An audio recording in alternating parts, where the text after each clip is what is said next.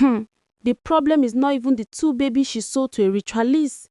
Since her husband refused to make another child until they found a solution to their problems, Alice went ahead and paid a total stranger to get her pregnant.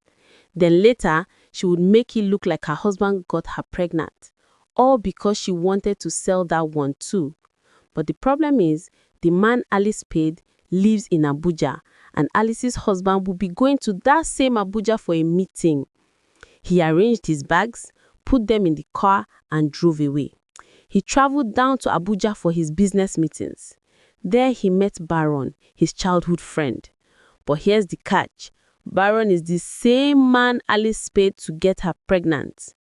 They went to a beer shop and had a nice time talking about their past and how it had been so long since they saw each other. Baron, I hope you didn't grow with that your bad behavior. What work are you into now? Mr. Paul said. Baron smiled and nodded. I've changed a bit. I'm still me, always ready to do the bad stuff. Just last week, I met a young woman who paid me to... Baron was about to complete his statement when Mr. Paul's phone rang, causing an interruption. He picked up his phone. It was Alice, his wife, calling. After speaking with her, he ended the call. Sorry, bro. That was my wife. She called to check on me. It's been a day since I left her for the meeting, Mr. Paul said as they walked out of the beer shop. Damn, bro, you're married? Baron asked. Yes, I'm married, Paul said, bringing out his phone and showing Alice's picture. Immediately Baron saw it, he recognized the woman, the same woman who paid him to make her pregnant. Bro, your wife is beautiful. You're such a lucky man. Good job, good wifey, good family. Baron complimented as they entered the car. So, you wanted to tell me about the woman who paid you to do something, right? You were talking about that before the call interrupted. But Baron knew he couldn't tell Paul that story anymore.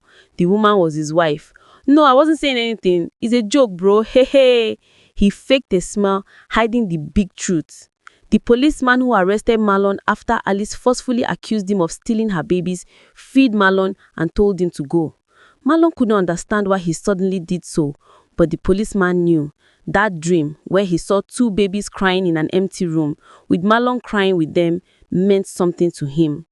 Alice's husband came back, hugging Alice after his trip, but Alice shocked him with the news that she was pregnant. Pregnant? How? Darling, I haven't touched you in weeks. I told you we needed to know why our babies kept missing before we made more babies. So tell me, how did you get pregnant?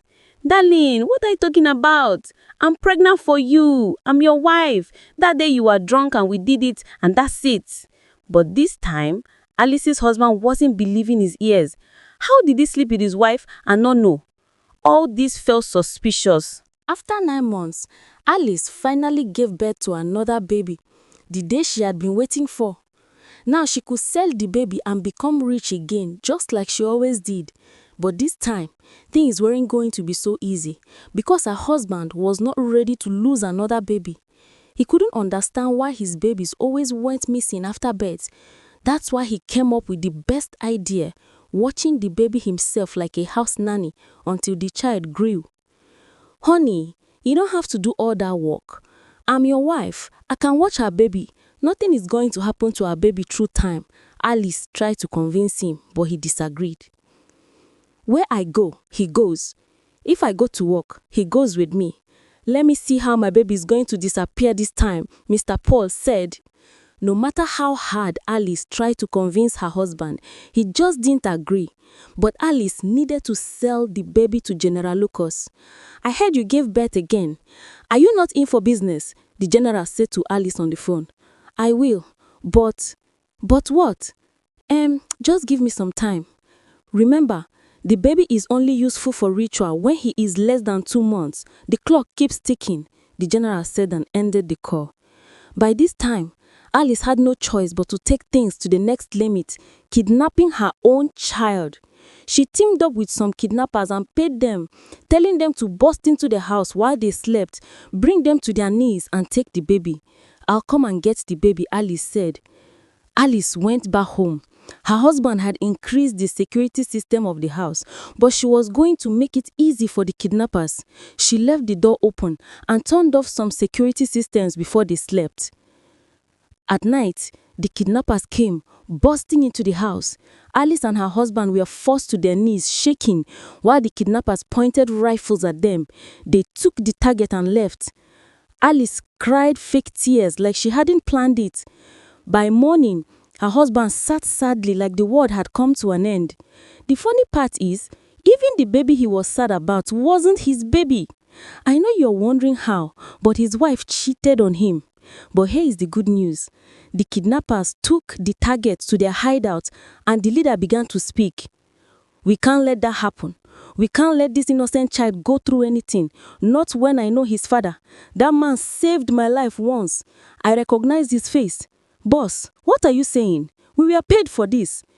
No, I said no. That man I saw in that house once saved my life when everyone else rejected me. So what are we going to do? One of them asked. Expose the murder.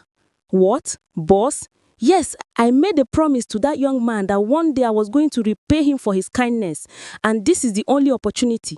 This is the best chance. One more word from anybody and that person is dead.